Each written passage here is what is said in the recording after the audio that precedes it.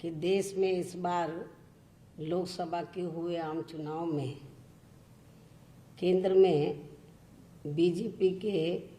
NDA को सत्ता में आने से रोकने के लिए हमारी पार्टी ने तो सपा सरकार में हमारी पार्टी ने यूपी में सपा सरकार में 2 जून सन 1995 की हुई घटना, जिसमें इनका मेरी हत्या करने का पूरा षड्यंत्र था, लेकिन कमजोर व उपेक्षित वर्गों की कृपा से ये पार्टी उस समय अपने इस षड्यंत्र में कामयाब नहीं हो सकी। इसके साथ ही इन्होंने उस समय अपनी सरकार को बचाने के लिए बीएसपी के विधायकों के साथ की गई मारपीट व उनका किया गया अपहरण आदि, ये सब किसी से छिपा नहीं है। लेकिन फिर इनकी ऐसा करने से हुआ क्या बाद में, लेकिन फिर इनकी इस गुंडागर्दी से इनकी सरकार चली गई थी और बीएसपी की फिर सरकार बन गई थी। किंतु इसे कभी भी ना भुलाने वाली घटना को भी भुलाते हुए हमारी पार्टी ने देश में खासकर संकीर्ण ताकतों को कमजोर करने के लिए सपा के साथ गठबंधन करके ये लोकसभा का आम चुनाव लड़ा था, जिसमें इनके परिवार की आपसी लड़ाई की वजह से इनको इस चुनाव में इस बने गठबंधन का ज़्यादा लाभ नहीं मिल सका। ये बात किसी से छिपी नहीं है। और फिर ये चुनाव खत्म होने के बाद इन्होंने मेरे कई बार टेलीफोन करने के बावजूद भी कोई जवाब लौटकर मुझे नहीं दिया। तब फिर हमें मजबूरी में इनसे अलग होकर चलने का फैसला लेना पड़ा। इसके साथ साथ आज यहाँ मैं इस बात को भी फिर से इसके साथ साथ आज यहाँ मैं इस बात का भी फिर से खुलासा कर देना चाहती हूँ कि जब इस बार सपा के साथ मिलकर लोकसभा चुनाव लड़ने का यहाँ उत्तर प्रदेश में हमारी पार्टी का इनके साथ गठबंधन हुआ, तो तब फिर हमारी पार्टी यहाँ पूरे जी जान से इस गठबंधन को जिताने में लग गई थी। लेकिन वही दूसरी तरफ सपा के मुखिया गठबंधन होने के पहले दिन से ही श्री एससी मिश्रा जी को अक्सर ये कहते रहे कि अब तो सपा व बसपा का गठबंधन हो गया है, तो ऐसे में अब बहन जी को 2 जून के मामले को भुला के इस केस को वापस ले लेना चाहिए। आप बहन जी से इस बारे में जरूर बात करें। तब फिर ये केस चुनाव के दौरान ही हमें वापस भी लेना पड़ा। लेकिन चुनाव का नतीजा आने के बाद जो इनका रवैया हमारी पार्टी ने देखा है, तो उससे हमें काफ़ी कुछ यही लगा कि हमने चुनाव के दौरान 2 जून 1995 के केस को वापस लेकर बहुत बड़ी गलती की है। साथ ही इनके साथ ना ही कोई चुनावी गठबंधन आदि भी करना चाहिए था। ये भी हमने थोड़ा गलत फैसला ले लिया जल्दबाजी में। हालांकि इसको आप जल्दबाजी नहीं कह सकते, लेकिन थोड़ा हम डीपली यदि सोचते तो शायद हम ये डिसीजन नहीं लेते। लेकिन हमने ये सोचा कि ये 2 जून की घटना को हमने किनारे करते हुए तो हमने देश और जनहित में सांप्रदायिक ताकतों को या संकीर्ण ताकतों को कमजोर करने के लिए हमने यूपी में ये फैसला लिया। इसके बाद लेकिन इनका जो रवैया था, तो ये तो आपको मैंने बताया 2 जून 1995 वाले मामले को, तो उस समय भी इनका दलित विरोधी रवैया था। तो और चुनाव पे ध्यान देने की बजाय केस वापस लेने के लिए मिश्रा जी को कहते रहे कि बहन जी को बोलो केस वापस ले लें, लेकिन ये भी सब हो गया। इसके बाद इनका एक और दलित विरोधी चेहरा हमें कल राज्यसभा के पर्चों के जांच के दौरान भी देखने के लिए मिला है, जिसमें इनको सफलता नहीं मिलने पर खिसियानी बिल्ली खम्मा नोचे की तरह अब ये पार्टी जबरदस्ती बीएसपी पर बीजेपी के साथ सांठगांठ करके ये चुनाव लड़ने का गलत आरोप लगा रही है, जिसमें रत्ती भर भी सच्चाई नहीं है। जबकि इस मामले में सच्चाई तो ये है, जो आज मैं मीडिया के माध्यम से खासकर उत्तर प्रदेश की जनता को और पूरे देशवासियों को ये बताना चाहती हूँ कि जबकि इस मामले में सच्चाई तो ये है कि जब यहाँ उत्तर प्रदेश में राज्यसभा के लिए अधिसूचना जारी हुई, जिसके तहत सबसे पहले वह अकेले ही श्री राम गोपाल यादव ने सपा की ओर से अपना पर्चा दाखिल किया, तो तब फिर इसके बाद श्री मिश्रा जी ने मुझसे ये कहा कि बहन जी, सपा ने अपना केवल एक ही पर्चा दाखिल कराया है। ऐसा लगता है कि शायद ये अपना दूसरा उम्मीदवार खड़ा नहीं कर रहे हैं। ऐसे में फिर हमें अपना भी उम्मीदवार जरूर खड़ा कर देना चाहिए, वरना फिर कोई ना कोई बड़ा पूंजीपति हमारे भी विधायकों की खरीद फरोख्त करके ये चुनाव जीत जाएगा। और इस संबंध में यहाँ मैं ये भी बताना चाहती हूँ कि राज्यसभा के लिए अपना प्रत्याशी उतारने से पूर्व बहुजन समाज पार्टी के राष्ट्रीय महासचिव श्री सतीश चंद्र मिश्रा जी ने समाजवादी पार्टी के अध्यक्ष श्री अखिलेश यादव से टेलीफोन पर बात करनी चाहिए। उन्होंने खुद मिलाया, टेलीफोन पर बात करनी चाहिए, परंतु जब उनका फोन नहीं उठा, बेल जा रही थी, लेकिन जब उनका फोन नहीं उठा तब फिर इन्होंने इनके प्राइवेट सेक्रेटरी से भी फोन में बात की और कहा कि वो उनकी बात श्री अखिलेश से करा दें, जिस पर उनको जवाब में कहा गया बात करा दी जाएगी, किंतु बात नहीं कराई गई। इसके पश्चात फिर श्री मिश्रा जी ने श्री राम गोपाल यादव से फोन पर बात की और पूछा क्या समाजवादी पार्टी 2 सीटों पर नामांकन करेगी या सिर्फ एक सीट पर। इस पर श्री राम गोपाल ने स्पष्ट रूप से ये कहा कि समाजवादी पार्टी सिर्फ एक ही सीट पर ये चुनाव लड़ेगी। श्री मिश्रा जी ने उन्हें ये भी बताया कि अगर समाजवादी पार्टी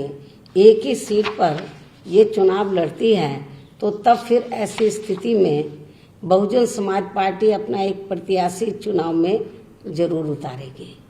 वरना 10वीं सीट पर बीजेपी अपना प्रत्याशी अवश्य उतार देगी और फिर 9वीं सीट जीतने के लिए उनके पास पर्याप्त वोट न होने पर भी वो चुनाव जीत जाएंगे, इनका एक सपा का जीतने के बाद। जबकि दूसरी तरफ सारी विरोधी पार्टियों के वोट जोड़े जाएं तो बीजेपी के वोटों से कहीं अधिक होते हैं। इस वार्ता के बाद तब फिर बीएसपी ने उत्तर प्रदेश के ही लखीमपुर खीरी जिले के मूल निवासी श्री रामजी गौतम को, जो दलित वर्ग से आते हैं, जिनको राजस्थान प्रदेश की वर्तमान कांग्रेसी सरकार के चलते हुए वहां इनके नेतृत्व में बीएसपी के बढ़ते हुए जनाधार से दुखी होकर फिर इनको वहां से भगाने व इनका मनोबल गिराने के खास उद्देश्य से जो इनके साथ षड्यंत्र के तहत जिस प्रकार से बुरा बर्ताव किया गया था, जो कदापि भुलाया नहीं जा सकता है, जिससे कांग्रेस पार्टी की भी इस दलित विरोधी हरकत से पूरे देश के दलित समाज के लोग काफी आक्रोशित हुए। इनको फिर इनकी पार्टी के प्रति समर्पण व ईमानदारी आदि को खास ध्यान में रखकर इस चुनाव में पार्टी ने खड़ा करने का फैसला लिया। परंतु कांग्रेस की तरह सपा ने भी अपनी दलित विरोधी मानसिकता के तहत अपनी इस बात से कि हम दूसरा उम्मीदवार खड़ा नहीं करेंगे, उससे मुकरते हुए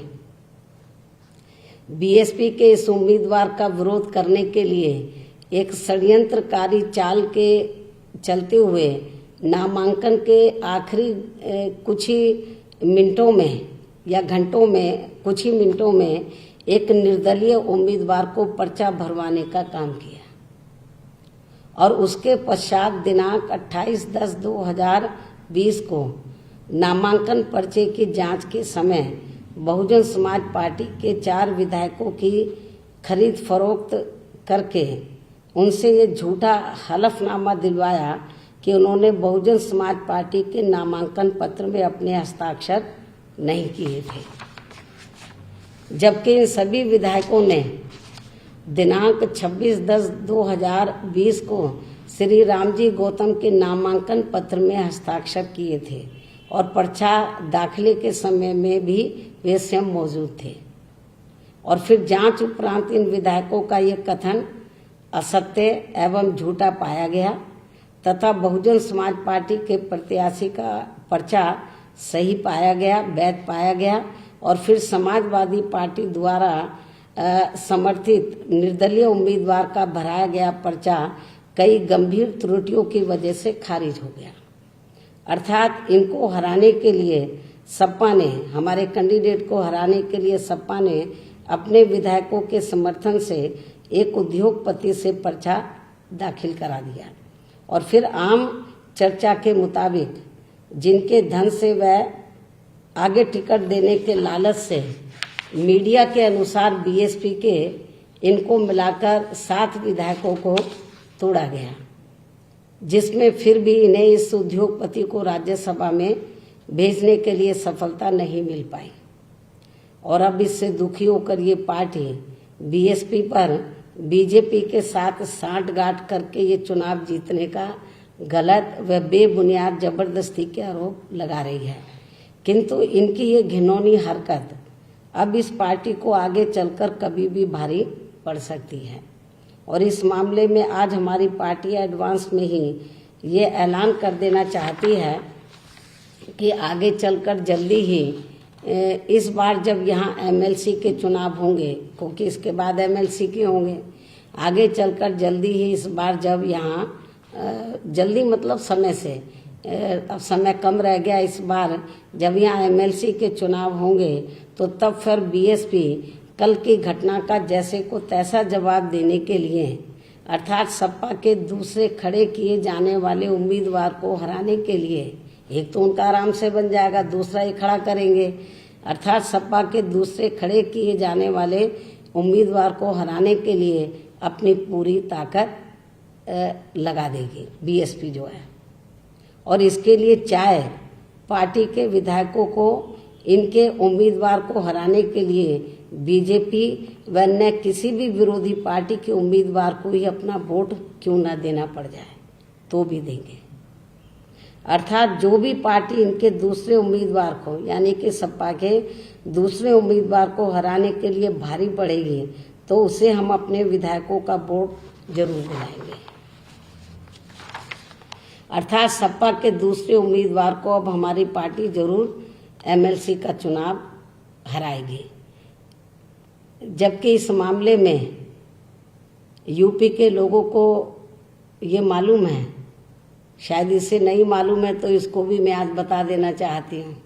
सपा के मुखिया को, अखिलेश को ये मैं बता देना चाहती हूँ, जबकि इस मामले में यूपी के लोगों को ये मालूम है और सपा के मुखिया को भी ये मालूम होना चाहिए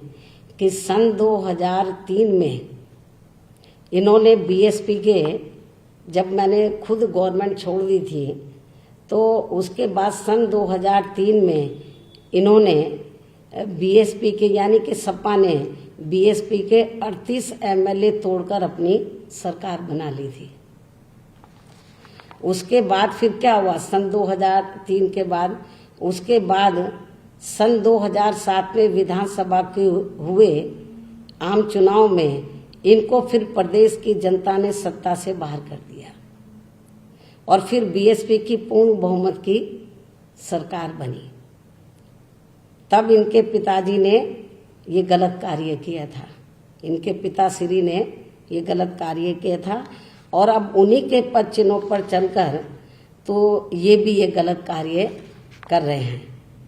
और अब इनका भी अपने पिताश्री की तरह ही बुरा हाल होने वाला है अगले ये जो इस बार विधानसभा का आम चुनाव होगा, तथा बीएसपी फिर से अब पूर्ण बहुमत के साथ सत्ता में आसीन हो जाएगी। तो जैसे सन 2007 में वैसे ही पहले भी इनके पिता ने एक गलत काम किया और अभी भी, जबकि उस समय सन 2003 में मान्यवर श्री कांशीराम जी की तबीयत बहुत ज़्यादा खराब थी, वो हॉस्पिटल में एडमिट थे। हमारे विधायक इनके पिताश्री ने तोड़े 38 और अपनी सरकार बना ली तोड़ फोड़ करके। और इतना ही नहीं, मान्यवर श्री कांशीराम जी के छोटे भाई को, उनकी बहनों को खरीद फरोख्त करके पार्टी बनवाई, यूपी में उनकी मीटिंगें करवाई और उसके लिए श्री R.K. चौधरी को अधिकृत किया। पंजाब में जाना, इधर जाना, केस लड़ना, क्या नहीं कुछ किया, लेकिन हुआ क्या, जनता देख रही थी। और सन 2007 में तो फिर बीएसपी पूर्ण बहुमत के आधार पर सत्ता में आई और समाजवादी पार्टी सत्ता से बाहर हो गई और अब इनका भी यही हाल होने वाला है। इतना ही नहीं, बल्कि मीडिया के मुताबिक बीएसपी के जिन 7 विधायकों ने सपा द्वारा निर्दलीय के रूप में खड़े किए गए एक उद्योगपति को उनके धन व सपा के टिकट के लालच में आकर जिस अपनी मूल पार्टी बीएसपी से चुनकर गए थे उसके साथ विश्वासघात किया और अब उन्हें पार्टी विरोधी ऐसे जो जिन्होंने विश्वासघात किया, अब उन्हें पार्टी विरोधी गतिविधियों में लिप्त होने के कारण आज तत्काल प्रभाव से पार्टी से निलंबित कर दिया गया है, जिनके नाम चौधरी असलम अली, श्री हरगोविंद भार्गव, मोहम्मद मुस्तफ़ा सिद्दीकी, श्री हाकिम लाल बिंद, मोहम्मद असलम रायनी, श्रीमती सुषमा पटेल व श्रीमती वंदना सिंह है।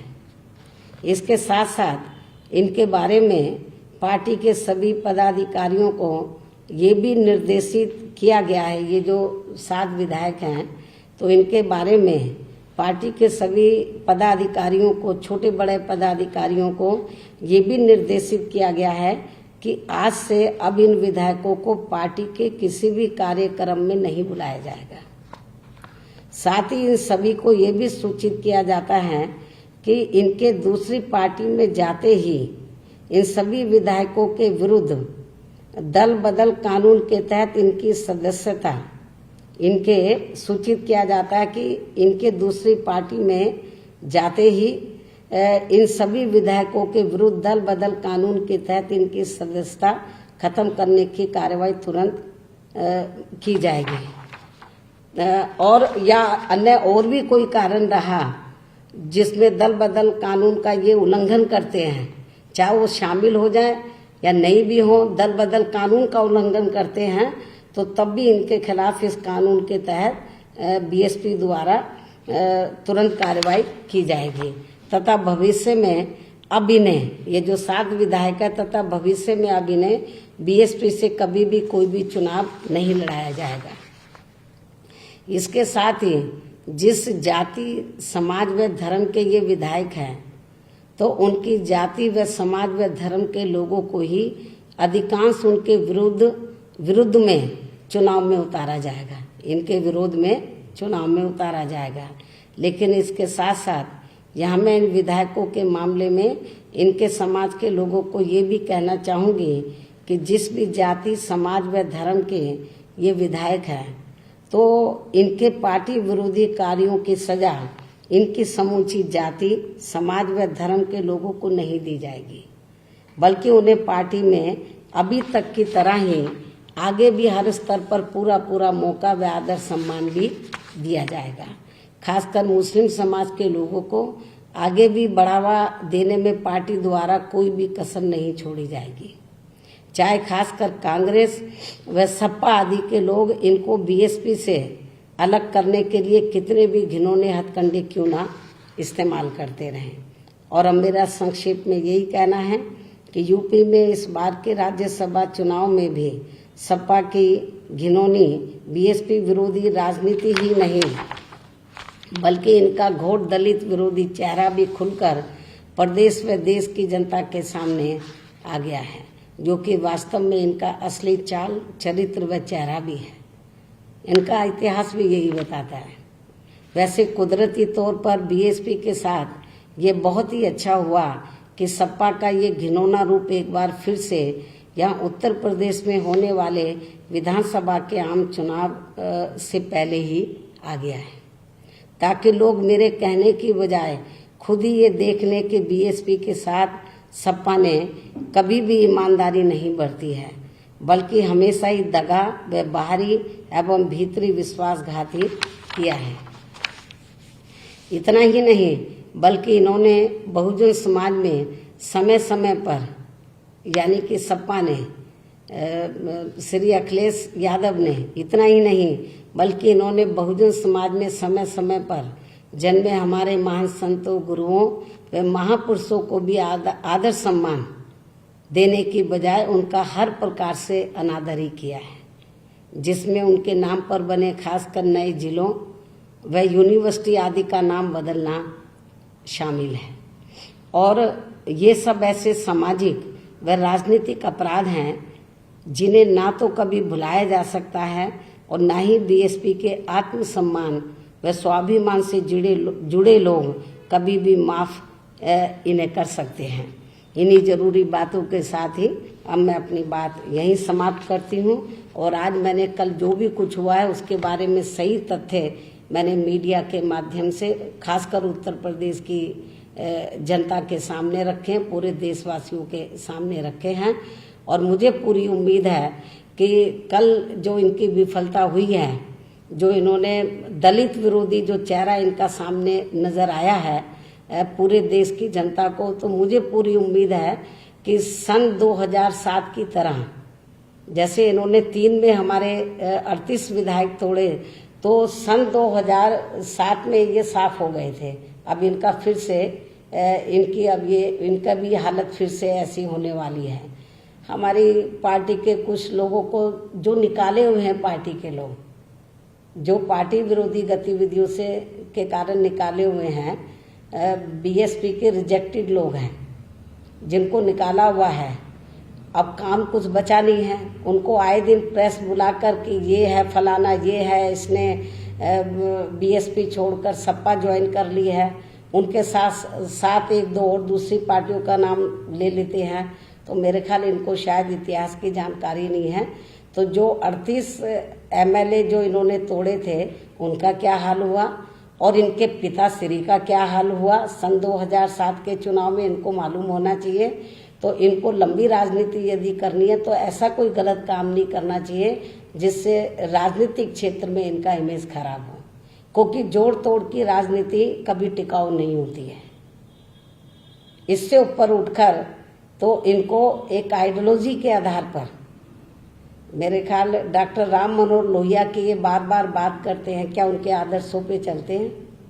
यदि उनके आदर्शों पर चले तो उन्होंने कभी नहीं बताया कि जो ये हरकतें कर रहे हैं और खास तौर से वीकर सेक्शन के मामले में दलितों को के साथ जो अपमान कर रहे हैं, जो उनकी उपेक्षा कर रहे हैं, मेरे ख्याल ये ऐसा कभी उन्होंने नहीं किया था। और इतना ही नहीं, मैं ये भी बताना चाहती हूँ, ये मैंने जो गलत फहमी थी कि भी उन्होंने हमसे बात नहीं की, श्री मिश्रा जी ने खुद कई बार इनको टेलीफोन मिलाया इस दूसरी सीट के बारे में, और जब नहीं उठाया इनके प्राइवेट सेक्रेटरी को बोला। आज मैं मीडिया के माध्यम से यूपी के समूचे ब्राह्मण समाज को ये कहना चाहती हूँ कि माननीय श्री सतीश चंद्र मिश्रा जी, उनका लंबा तजर्बा है, वो टॉप के वकील हैं, राजनीति में भी उनका अच्छा अनुभव है, लेकिन इन्होंने उनसे उनके टेलीफोन को नहीं उठाया, उनसे बात नहीं की, उनके पीए ने बात नहीं कराई। तो ऐसा करके उन्होंने मिश्रा जी का ही अपमान नहीं किया है, बल्कि पूरे उत्तर प्रदेश में ब्राह्मण समाज का अपमान किया है। तो मुझे पूरा भरोसा कि ब्राह्मण समाज इसकी सजा तो जब यूपी में विधानसभा का आम चुनाव होगा इनको जरूर देगा, मुझे ये पूरा भरोसा है। तो इसलिए लोगों को इसका असली चेहरा सामने नजर आ गया। तो जो इधर उधर की बातें करते हैं कि हम ये कर देंगे, स्टैचू लगा देंगे, मेरे ख्याल सपा सरकार में सबसे ज़्यादा लॉ एंड ऑर्डर खराब था, माफिया राज था, गुंडा राज था। और ब्राह्मण समाज दलित को तो ये कुछ समझते ही नहीं थे, दलित और अति पिछड़े वर्ग के लोगों को, और मुस्लिम समाज के लोगों को। और इतना ही नहीं, ब्राह्मण समाज के लोगों का तो इतना बुरा हाल था, आए दिन हत्याएं होती रहती थी। लेकिन अब वो, क्योंकि वर्तमान बीजेपी की सरकार भी लॉ एंड ऑर्डर को कंट्रोल नहीं कर पा रही है, हालत बहुत ज़्यादा खराब है। लेकिन बीजेपी के ऊपर उंगली बीएसपी उठाए तो अच्छा लगता है। लॉ एंड ऑर्डर को लेकर बीएसपी उंगली उठाए बीजेपी के शासनकाल को लेकर, क्योंकि जब मेरी सरकार थी तो मैंने लॉ एंड ऑर्डर बढ़िया दिया, अच्छी सरकार दी, कानून द्वारा कानून का राज कायम किया। लेकिन सपा की हुकूमत में क्या हुआ सबको मालूम है। तो गुंडों और बदमाशों का रास्ता तो ये दूसरों को सलाह दे, मैं सलाह दूं तो लोग मानेंगे, लेकिन सपा की गवर्नमेंट में कितना बुरा हाल था ये किसी से छिपा नहीं है। गुंडों और बदमाशों का राज था, माफियाओं का राज था। तो मेरे ख्याल इसलिए तो ये बौखलाए हुए हैं सपा के लोग, और ये सोचने कि जोड़ तोड़ करके ये पावर में आ जाएंगे, तो ये इनको अपने पिता श्री से जरूर सीख लेना चाहिए। इस बात को मैं फिर से दोहराना चाहती हूँ। अंत में इसका जो रिजल्ट आता है वो खराब आता है। तो मेरे ख्याल, और जो ये गलत फहमी पैदा कर रहे थे कि भाई हमने किसी के दबाव में आकर ऐसा किया, ऐसा नहीं, हमने इनको पूरा मौका दिया था। सही बात तो ये है कि हम तो ये सोच रहे थे कि ये श्री राम गोपाल को खड़ा कर रहे हैं तो शायद ये अपनी औरत को खड़ा करेंगे, अपनी वाइफ को। वो चुनाव हार गई थी। मैंने मिश्रा जी को यही कहा कि देखो वो चुनाव हार गई थी, यदि वो अपनी औरत को लाते हैं दूसरा कैंडिडेट बनाकर, तो फिर हमें अपना कैंडिडेट नहीं खड़ा करना चाहिए, उनको जिताना चाहिए। ये हमने फैसला ले लिया था। हमने पार्टी के अंदर हम लोग सोच रहे थे कि नहीं, उनको जिताना चाहिए। तो लेकिन उन्होंने तो टेलीफोन ही नहीं उठाया। मिश्रा जी का नहीं, पूरे ब्राह्मण समाज का अपमान किया। और जब